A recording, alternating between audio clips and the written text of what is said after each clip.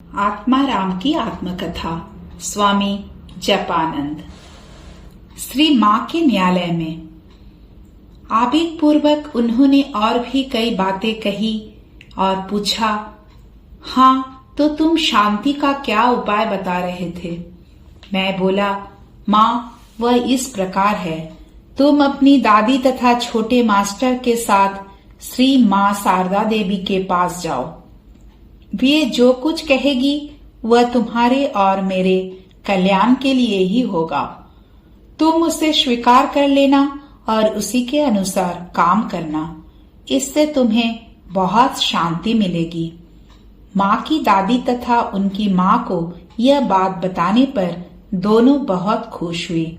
दोनों माँ के साथ श्री माँ के पास जाने को राजी हो गई और दिन भी निश्चित हो गया।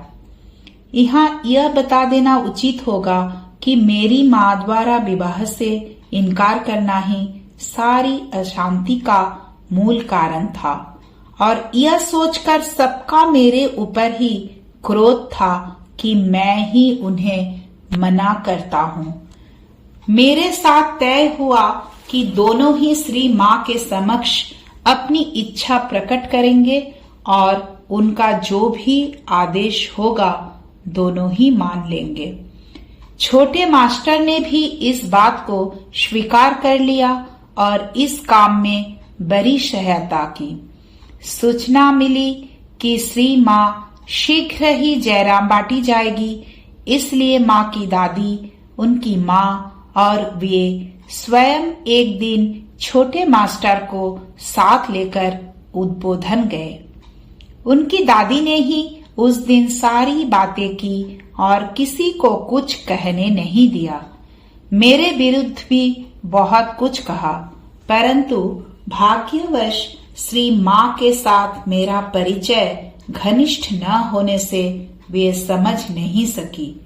अंत में गोलाप माँ, योगिन माँ आदि ने उनकी दादी का पक्ष लेकर श्री माँ को विवाह का आदेश देने के लिए अनुरोध किया। श्री माँ ने कहा, विवाह करने में कोई दोष नहीं है, परंतु साधन भजन मत छोड़ना। ठाकुर की कृपा से सब ठीक हो जाएगा। यह कहकर उन्होंने माँ के सिर पर हाथ रखकर आशीर्वाद दिया और उनकी उंगली छूकर अपना हाथ चूम लिया। यह बात मुझे छोटे मास्टर और माँ से ज्ञात हुई। उद्बोधन से लौटकर माँ ने कहा, बेटा अब तुम्हें स्नेह से बुलाकर खिला नहीं सकूंगी, इसलिए जितने दिन इस घर में हूँ मेरे पास पास रहना। विवाह के बाद शायद तुम्हें लक्ष्मी नारायण कहकर बुलाने का भी सुयोग नहीं मिलेगा। उनका क्या ही अद्भुत भाव था, क्या ही अद्भुत देवी थे वे। विवाह की बात शीघ्र ही पक्की हो गई और वह 2-3 महीनों के भीतर ही संपन्न भी हो गया। मैंने अपने माँ के विवाह में बड़े उत्साह के साथ भंडार संभालने का काम किया। मेरा उत्साह देखकर सब आश्चर्य करने लगे। भारत में यह दृश्य प्राय देखने को नहीं मिलता, परंतु जिन देशों में विधवा विवाह का प्रचलन है वहाँ ये दृश्य शायद रोज ही देखने को मिलते होंगे।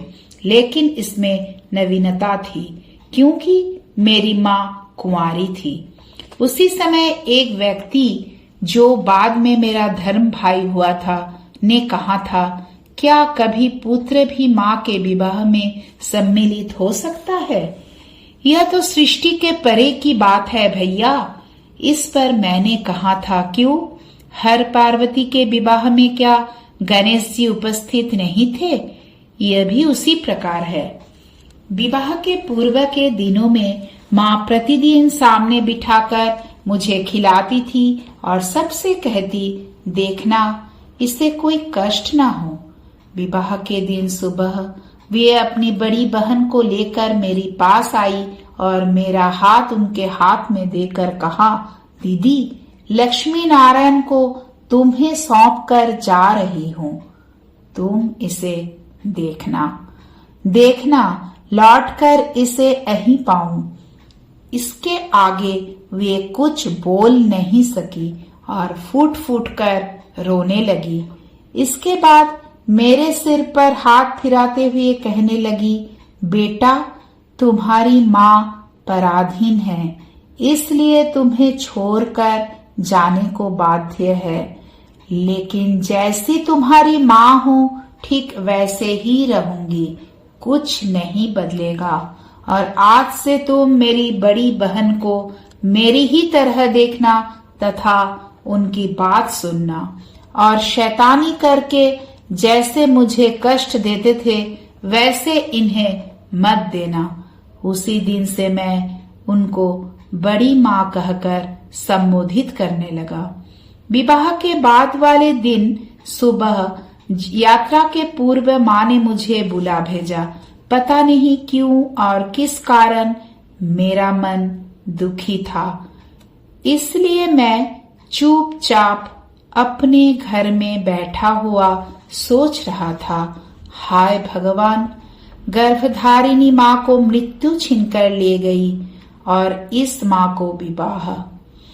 प्रभु, क्या मेरे दुर्भाग्य की क्या कोई सीमा नहीं है? यात्रा का समय निकला जा रहा था, पर मुझसे बिना मिले नहीं जाएगी। बड़े लोग नाराज हो रहे थे और छोटे इधर उधर दौड़ दौड़ कर मुझे ढूंढ रहे थे। बड़ी माँ ने मुझे ढूंढ निकाला और कहा, जल्दी चलो, तुमसे मिले बिना वह नहीं जाएगी और जाने का समय बीतता जा रहा है। किसी अज्ञात भय से मैं अचेत सा हो गया और मेरा सारा शरीर कांप रहा था। बड़ी माँ मेरी हाथ पकड़कर तीसरी मंजिल के कमरे में ले गई, जहां मेरी माँ अपूर्व साज सज्जित खड़ी थी। कई स्त्रियां तथा संबंधी भीड़ करके यह अद्भुत दृश्य देख रहे थे। सब सोच रहे थे, यह लड़का इनका कौन है? सबके दिल में यही प्रश्न था। कुछ पुरुष भी थे। मैंने उन देवी मूर्ति के चरणों में पड़कर मन प्राण से प्रणाम किया।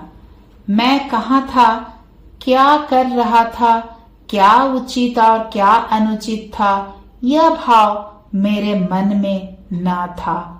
सब अबाक होकर कभी मेरी ओर तो कभी मेरी माँ की ओर देख रहे थे। कोई भी कुछ कहने का साहस नहीं जुटा पा रहा था। वह क्या ही अद्भुत दृश्य था, क्या ही अद्भुत बात थी।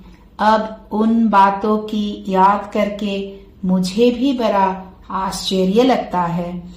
ऐसा दृश्य इस जगत में शायद पहले किसी ने भी नहीं देखा होगा। मैंने तो नहीं सुना है। उस मातृभाव की पवित्र अभिव्यक्ति के समक्ष सबका सिर झुक गया। बड़ी माँ मेरा हाथ पकड़कर फिर उसी कमरे में छोड़ने के बाद यात्रा का आयोजन करने चली गई। वे कब गई इसका मुझे बोध ही नहीं हुआ। करीब 2-2:30 बजे बड़ी माँ ने मुझे खाने को बुलाया। जाकर देखा, अपरिचित स्त्री पुरुषों की भीड़ थी। सब मुझे भली भांति देखने के लिए खड़े थे। सबको देखकर मुझे लज्जा आ रही थी, परंतु बड़ी माँ ने बलपूर्वक मुझे खाने के लिए बिठा दिया। किसी तरह थोड़ा सा भोजन किया। चारों ओर से प्रश्न हो रहे थे, कौन हो तुम, कहाँ रहते हो, आदि आदि। मैंने एक का भी उत्तर नहीं दिया और बड़ी माँ ने मेरा इस कठिनाई से उद्धार किया। जय श्री राम कृष्ण।